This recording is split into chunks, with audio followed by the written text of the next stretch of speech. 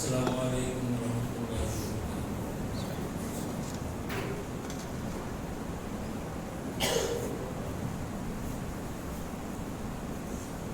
اعوذ باللہ من الشیطان الرجیم، بسم اللہ الرحمن الرحیم۔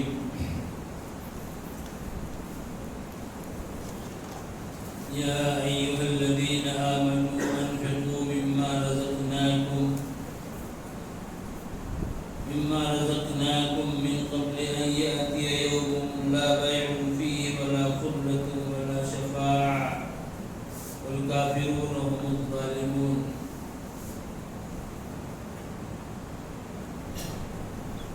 آج تیسرے پارہ کی تلاوت ہوئی ہے۔ اس پارے میں سورہ بقرہ کا آخری حصہ ہے اور سورہ آل عمران کا شروع کا حصہ اسی پارے میں ہے۔ یہ پارہ جس آیت سے شروع ہو رہا ہے اس میں اللہ رب العالمین نے اپنے انبیاء کے بارے میں بتایا ہے۔ ظاہر ہے کہ اللہ رب العالمین کے انبیاء و رسول ایک بڑی تعداد میں دنیا میں آئے۔ اللہ رب العالمین نے اس آیت میں بتایا ہے کہ ہم نے ان میں سے بعض کو بعض پر فضیلت دی، اور امت کا متفقہ فیصلہ ہے کہ ہمارے نبی صلی اللہ علیہ وسلم کو ان تمام پر فضیلت حاصل ہے، تمام پر آپ کو برتری حاصل ہے۔ لیکن کسی نبی کی فضیلت کو اس طرح سے بیان کرنا کہ دوسرے نبی کی توہین ہو، دوسرے نبی کی تحقیر ہو، یہ صحیح نہیں ہے، یہ جائز نہیں ہے۔ یہی وجہ ہے کہ صحیح بخاری کی ایک روایت ہے، رسول اکرم صلی اللہ علیہ وسلم فرماتے ہیں لا تخیرونی من بین الانبیاء، تم مجھے انبیاء کے درمیان فضیلت نہ دو۔ حالانکہ آپ کو فضیلت حاصل ہے، یہ بالکل اتفاقی مسئلہ ہے، لیکن پھر بھی آپ نے کہا کہ مجھے فضیلت نہ دو، یعنی اس طرح سے مجھے فضیلت نہ دو کہ اس کی وجہ سے کسی اور نبی کی توہین ہو، تحقیر ہو، ان کی کسر شان ہو۔ اللہ رب العالمین نے اس کے بعد وہ آیت ہے جو میں نے ابھی تلاوت کی آپ کے سامنے، اور دراصل یہ جو حصہ ہے سورہ بقرہ کا، یہ آخری حصہ، اس میں دو باتیں آپ کو بنیادی طور پر ملیں گی۔ بیسیکلی اللہ رب العالمین نے اس حصے میں لوگوں کو انفاق فی سبیل اللہ کی، اللہ کی راہ میں خرچ کرنے کی تعلیم دی ہے، اور کئی ایک آیات یہاں موجود ہیں جن میں اللہ رب العالمین نے راہ خدا میں خرچ کرنے کا حکم دیا ہے اور اس کے تعلق سے ڈیٹیل کو بیان کیا ہے۔ اس آیت میں اللہ نے فرمایا کہ اے مومنو، تم خرچ کرو، تم خرچ کرو کس چیز کو؟ جو میں نے تمہیں دیا ہے، جو روزی میں نے تم کو دی ہے اس میں سے خرچ کرو، اور خرچ کرنے میں دیر مت کرو، بلکہ اس دن کے آنے سے پہلے جس دن نہ کوئی خرید و فروخت ہوگی، اور نہ ہی کوئی دوستی اور محبت ہوگی، اور نہ ہی کوئی سفارش ہوگی۔ اس دنیا میں یہ تینوں ہی چیزیں چلتی ہیں، خرید و فروخت بھی چلتی ہے، ایسے ہی دوستی کا بھی ایک انسان کو فائدہ ہوتا ہے، اور سفارشیں بھی چلتی ہیں۔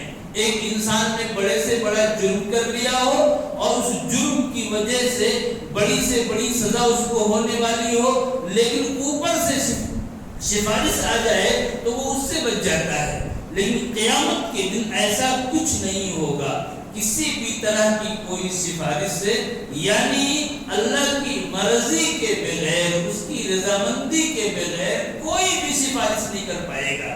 آگے آپ کے یہاں آیت کرسی آ رہی ہے، اس میں اس کا ذکر ہے، تو وہاں سفارش بھی نہیں چلے گی۔ لہذا اس دن کے آنے سے پہلے تم اللہ کی راہ میں خرچ کرو۔ اللہ رب العالمین کے انداز کو دیکھیے، اللہ نے کیا کہا کہ میں نے جو دیا اس میں سے خرچ کرو۔ دینے والا اللہ ہے، اور اللہ یہ نہیں کہہ رہا کہ تم اپنا مال خرچ کرو، بلکہ میں نے جو دیا ہے وہ خرچ کرو۔ سب کچھ اللہ کا دیا ہوا ہے۔ اب ایک انسان کو اللہ کی راہ میں خرچ کرنا ہے، اور اگر وہ خرچ کرے گا تو اس کے لیے بڑی فضیلت ہے اور ساری چیزیں ہیں۔ اس کے بعد آیت الکرسی کا تذکرہ ہے، اور سب جانتے ہیں کہ انتہائی عظیم آیت ہے، سب سے زیادہ فضیلت والی آیت ہے آیت الکرسی۔ رسول اکرم صلی اللہ علیہ وسلم نے اس آیت کے تعلق سے بتایا، بلکہ آپ نے پوچھا ابی بن کعب رضی اللہ تعالیٰ عنہ سے، اے ابی بتاؤ کہ قرآن کریم میں سب سے زیادہ عظمت والی آیت کون سی ہے؟ تو ابی بن کعب نے کہا اللہ لا الہ الا هو الحی القیوم۔ رسول اکرم صلی اللہ علیہ وسلم نے ان کو اس پر مبارکباد دی، ان کی اس علم پر۔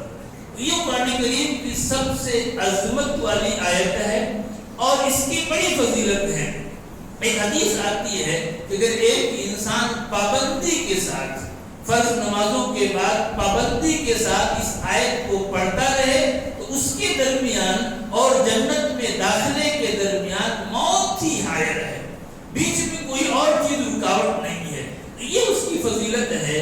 سوال یہ ہے کہ اس کی اتنی فضیلت کیوں ہے، اس آیت کی اتنی عظمت کیوں ہے؟ اس کی وجہ یہ ہے کہ اس میں اللہ کی عظمت کو بیان کیا گیا ہے، اللہ رب العالمین کی عظمت کو، اللہ رب العالمین کی شان کو اس آیت میں بیان کیا گیا ہے۔ اللہ نے فرمایا اللہ لا الہ الا ہو، اللہ کے علاوہ کوئی معبود نہیں، وہ الحی القیوم، وہ زندہ ہے، کبھی اس کو موت نہیں آ سکتی، القیوم، اور وہ نگہبان ہے۔ کائنات کی ہر چیز کو اللہ تعالیٰ تھامے ہوئے ہے، اس کا نگراں ہے، نگہبان ہے۔ یہ آسمان اور یہ زمین، ان سب کو اللہ رب العالمین روکے ہوا ہے، ورنہ یہ اپنی جگہ سے ہٹ جائیں، یہ نظام درام برام ہو جائے۔ اللہ رب العالمین نے ان کو روک کے رکھا ہے۔ اگر اللہ نے فرمایا لا تأخذہ سنۃ ولا نوم، اسے نہ تو کبھی اونگ آتی ہے نہ کبھی نیند آتی ہے۔ ظاہر ہے کسی انسان کو نیند آ جائے یا اس کو اونگ آ جائے، وہ کسی چیز کی نگہبانی پورے طور پر نہیں کر سکتا ہے۔ اللہ رب العالمین کو ایسا کچھ نہیں ہوتا۔ اور لہو ما فی السماوات و ما فی الارض، آسمان و زمین کی تمام چیزیں اس کی ملکیت ہیں، سب کا وہ مالک ہے۔ یہ اور بات ہے کہ اس نے انسانوں کو مالک بنا دیا ہے، لیکن حقیقی ملکیت اللہ رب العالمین ہی کی ہے۔ من ذا الذی یشفع عنده الا باذنہ، کون ہے جو اس کے پاس اس کی اجازت کے بغیر سفارش کر سکے؟ کوئی شفاعت نہیں کر پائے گا۔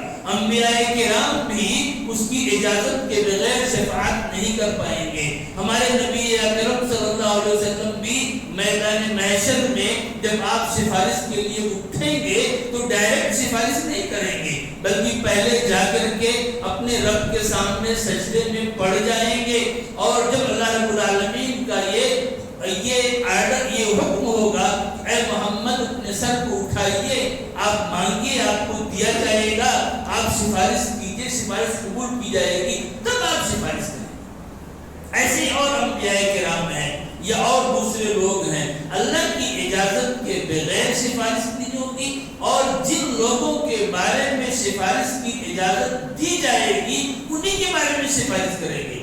آج مسلمانوں کے یہاں نہ جانے کیسے کیسے عقائد ہیں، کس طرح کی گمراہیاں موجود ہیں، اور لوگ سمجھتے ہیں اپنے بڑوں کے تعلق سے، جن کو وہ اپنے طور پر بڑا مانتے ہیں، ان کے بارے میں یہ عقیدہ رکھتے ہیں کہ وہ ہماری سفارش کر دیں گے اور ہم ان کے دامن کو پکڑ کر کے ہم بچ جائیں گے، نجات پا جائیں گے۔ اللہ رب العالمین کا فرمان ہے یہاں پر کہ من ذا الذی یشفع عنده الا باذنہ، اس کی اجازت کے بغیر کوئی سفارش نہیں کر سکتا۔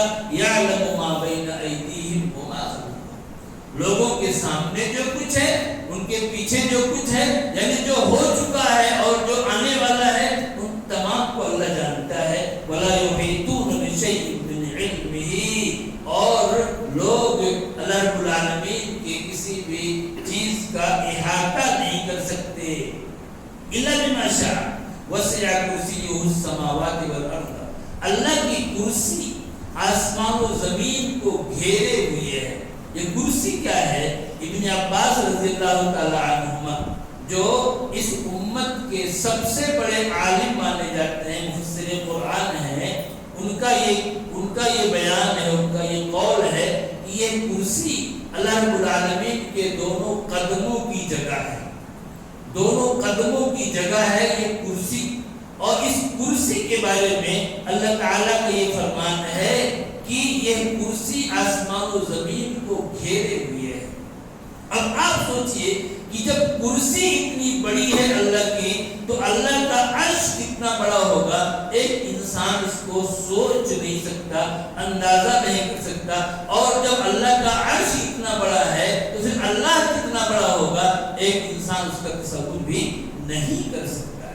एक दूसरी रिवायत आती है, इब्न अब्बास रज़ियल्लाहु ताला अन्हुमा ही की है, वो कहते हैं कि अगर सातों आसमान और सातों जमीन को फैला करके आपस में मिला दिया जाए, सातों आसमानों को और सातों जमीनों को आपस में मिला दिया जाए, तब भी ये कुर्सी की वुसअत, कुर्सी की लंबाई और चौड़ाई के मुकाबले में वैसे ही है जैसे एक मैदान में कोई अंगूठी पड़ी हुई हो।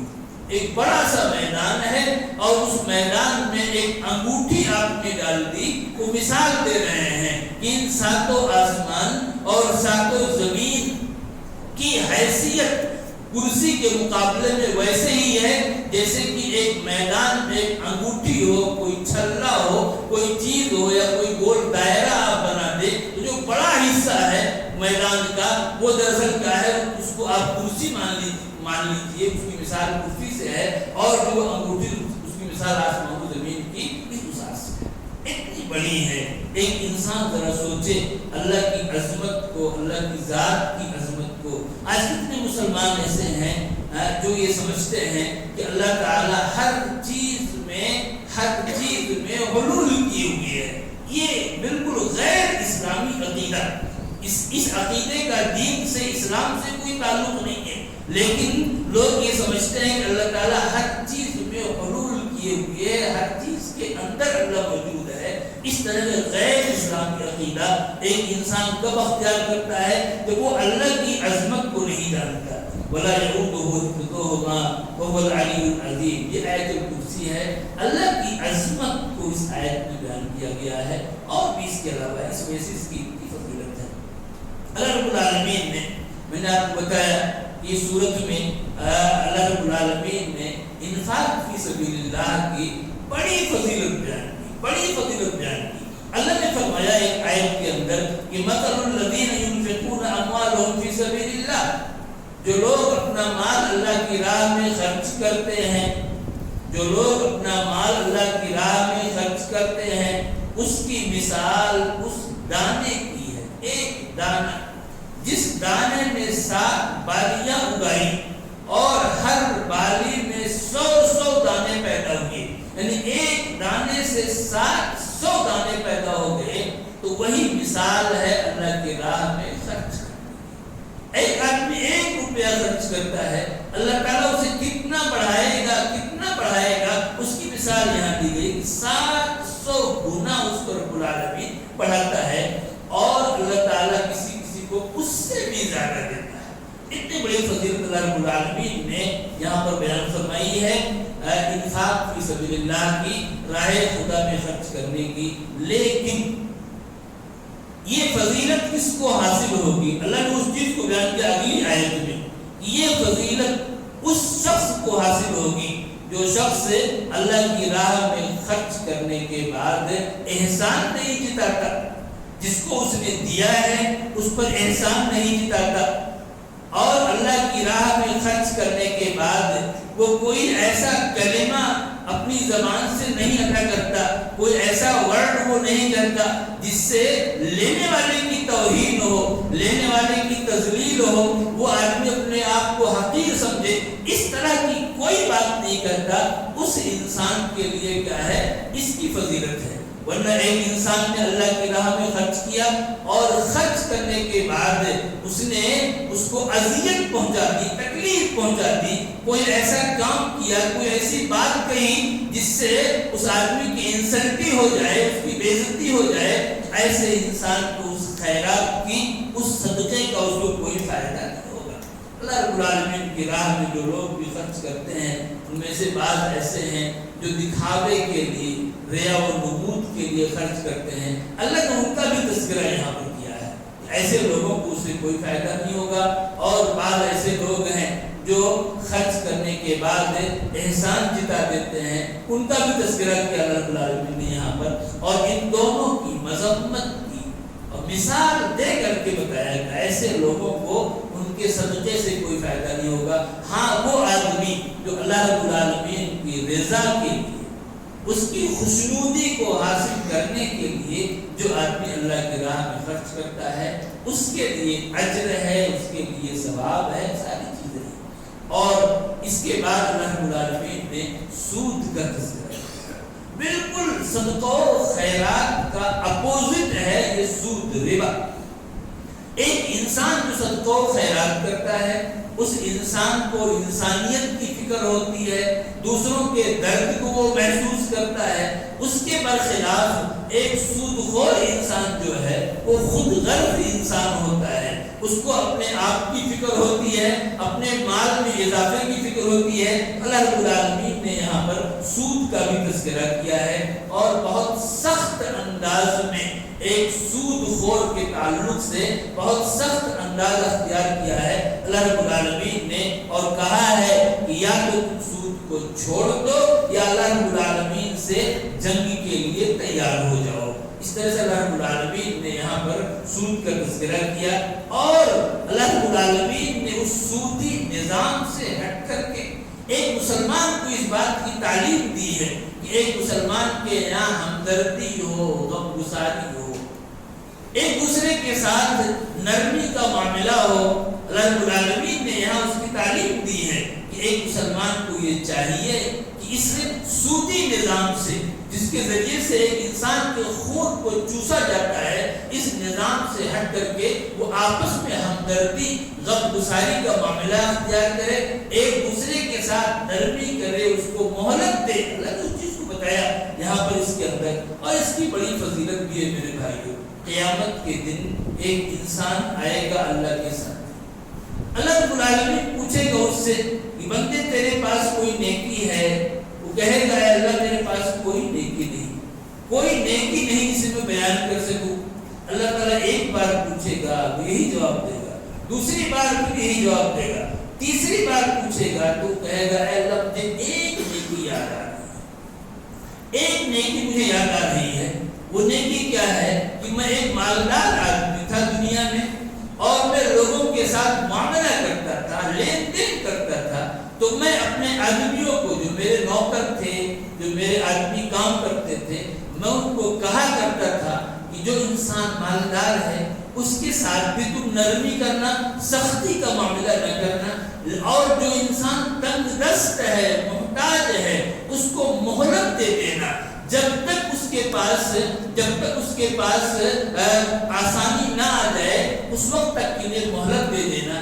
بس یہ ایک نیکی مجھے یاد آ رہی ہے۔ اللہ رب العالمین فرشتوں سے کہے گا کہ میرے اس بندے سے تم درگزر کرو، اس نے میرے بندوں سے درگزر کیا دنیا کے اندر، تو آج میں اس کا زیادہ حقدار ہوں کہ میں اسے درگزر کروں۔ میرے بھائیوں بہت بڑی نیکی ہے ایک انسان اپنے مال کے ذریعہ اور اپنی دیگر چیزوں کے ذریعہ دوسروں کے کام آئے۔ اور پھر اخیر میں وہ آیت ہے اس سورت میں، اخیر میں وہ دو آیتیں جن کو ہم سورہ بقرہ کے آخری دو آیات کہتے ہیں، انہیں میں سورت ختم ہوتی ہے، اور اس کے بعد پھر سورہ آل عمران شروع ہوتی ہے۔ سورہ آل عمران جو ہے، اس سورت میں اللہ رب العالمین نے عیسائیوں کا تذکرہ کیا ہے۔ سورہ بقرہ کا مرکزی عنوان یہود تھے، یہودیوں کی برائیوں کو، ان کی کارستانیوں کو بیان کیا گیا، اور اس میں سورہ آل عمران کا مرکزی عنوان نصارہ ہے، عیسائی۔ یہ لوگ بھی وہاں آباد تھے عرب کے اندر، اور مسلمانوں کا ان سے تعلق ہوا کرتا تھا۔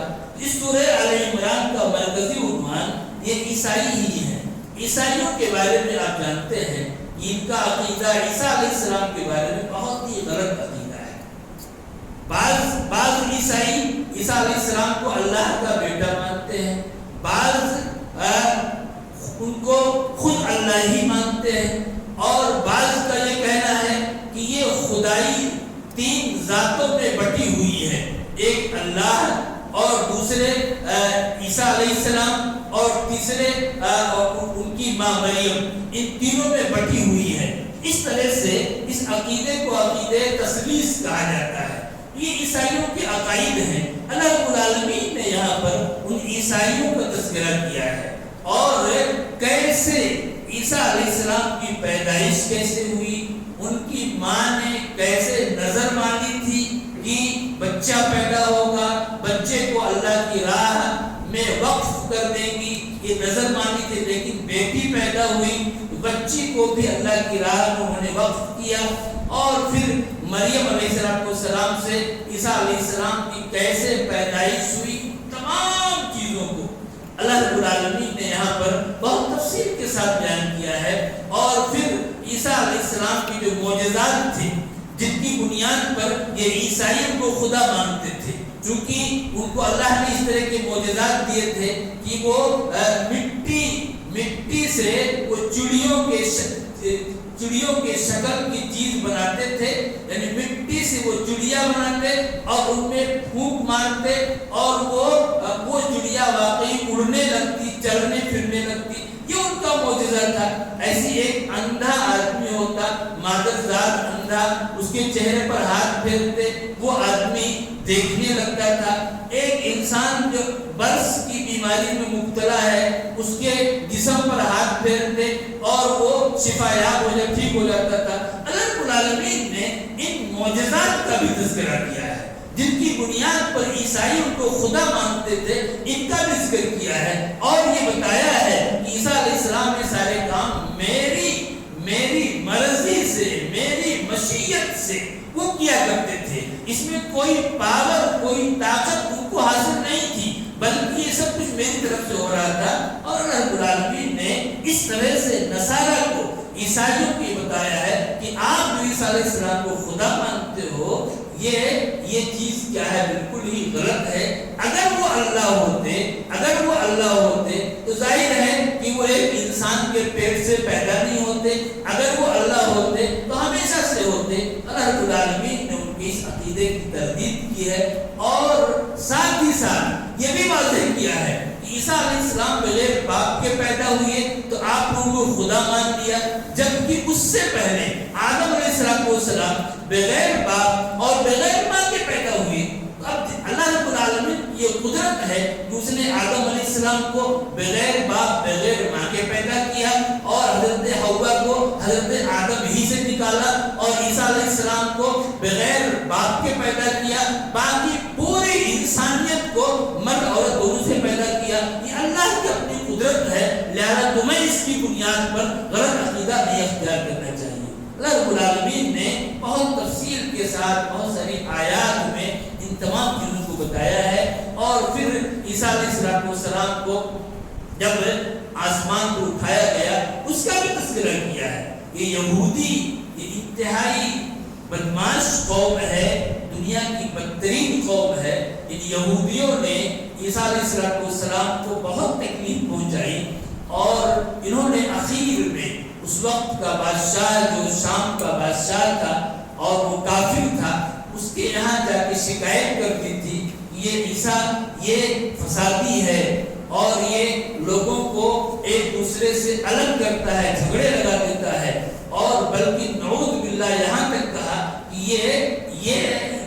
یہ اپنے باپ کا نہیں ہے، یہ ولد الزنا ہے، اس طرح کی تہمت لگائی۔ تو اس بادشاہ نے یہ آرڈر کیا کہ عیسیٰ کو پکڑ کر کے ان کو سولی پر لٹکا دیا جائے۔ ظاہر ہے کہ بادشاہ تھا، اس نے آرڈر کیا، اس کے لوگ آئے عیسیٰ علیہ السلام کو پکڑنے کے لیے، لیکن اللہ رب العالمین کی قدرت تو عجیب ہے۔ اللہ رب العالمین کی قدرت کے سامنے کوئی چیز ٹک نہیں سکتی۔ اللہ رب العالمین نے کیا کیا، जिस कमरे में ईसा अलैहिस्सलाम थे, उसी कमरे के एक रोशनदान से, खिड़की से उनको आसमान पे जिंदा उठा लिया और एक दूसरा शख्स जो वहां मौजूद था उसकी शक्ल ईसा की शक्ल बना दी और उसको लोग पकड़ के ले गए और उसी को सूली पर लटका दिया। अल्लाह ने इन तमाम बातों को, उनके आसमान को उठाए जाने को, इन सब को बयान किया है और इससे उन ईसाइयों की तरदीद मकसूद है, उनको बताना मकसूद है। और फिर अल्लाह ने ये बताया इस सूरत के अंदर, ये यहूदी जो है या जो ईसाई हैं, इन सब का ये दावा था, इन सब का दावा था कि हमें अल्लाह से मोहब्बत है, हम अल्लाह को मानने वाले हैं। अल्लाह रब्बुल आलमीन ने कहा कि ये दावा कबूल नहीं हो सकता, इस दावे की कोई हकीकत नहीं है जब तक तुम मेरे नबी की पैरवी नहीं करोगे, उस वक्त तक तुम अल्लाह से मोहब्बत करने वाले, अल्लाह के मानने वाले नहीं हो सकते हो। मेरे नबी की पैरवी जरूरी है। अल्लाह रब्बुल आलमीन ने ये बता करके ये साबित कर दिया कि अगर एक इंसान को अल्लाह से मोहब्बत है या अल्लाह तक पहुंचना चाहता है तो वो हमारे नबी सल्लल्लाहु अलैहि वसल्लम की पैरवी करे, आपकी इत्तिबा करे। इस तरह से अल्लाह रब्बुल आलमीन ने यहूदियत की तरदीद की, नसरानियत की तरदीद की और फिर कई एक आयतों में साबित कर दिया कि अगर कोई दीन अल्लाह के यहाँ मकबूल है तो वो दीन इस्लाम है। दीन इस्लाम ही ये दीन का है, मकबूल है और ये अल्लाह रब्बुल आलमीन का इंतहाई एहसान है, इंतहाई करम है कि उस अल्लाह ने हमें इस्लाम जैसा साफ सुथरा सच्चा अल्लाह का उतारा हुआ दीन दिया है। तो उसका बड़ा एहसान है, हमें इस एहसान की कदर करनी चाहिए और दीन इस्लाम को मजबूती के साथ हमें पकड़ना चाहिए और जो भी इस्लामी तालीमात है हमें उनके ऊपर अमल करना चाहिए, खुशी खुशी, पूरी खुशी के साथ, रग़बत के साथ। अल्लाह रब्बुल आलमीन हम सबको इसकी तौफीक अता फरमाए और हमारे दिलों में इस्लाम की अज़मत को रचा दे, बसा दे और हमें इस्लाम की तालीमात से पूरे तौर पर मोहब्बत करने वाला और उसकी तालीमात पर चलने वाला बना दे। अल्लाह आलमीन हम सब तेरे बंदे हैं और हम सब तेरे ऊपर, तेरे नबी के ऊपर ईमान रखते हैं। मौला करीम तो हम सब की मग़फ़िरत फरमा दे, हमारे छोटे बड़े तमाम गुनाहों को माफ़ फरमा दे। अल्लाह आलमीन जो भी टूटी फूटी नेकियां हम तेरी बारगाह में पेश कर पा रहे हैं, इलाहा तुम्हें कबूल फरमा ले और मज़ीद करने की हमें तौफीक अता फरमा।